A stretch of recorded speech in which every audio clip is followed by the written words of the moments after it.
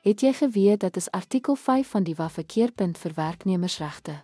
Beskerm jou vryheid om te assosieer en deel te neem aan vakbonde en verseker dat jou stem gehoor en gerespekteer word.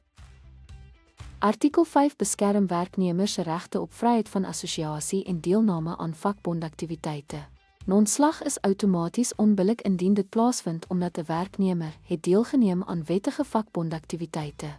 Geopenbaarde inligting wat deur die wet beskerm word, klokkenluiders, het 'n reg uitgeoefen wat deur die WA verleen word.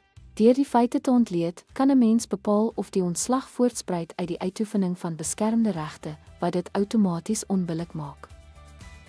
Ten slotte, die identifisering van outomaties onbillike ontslag hang af van die bewys van 'n oorsaaklike verband tussen die ontslag en die uitoefening van beskermde regte. Dankie dat u by ons aangesluit het.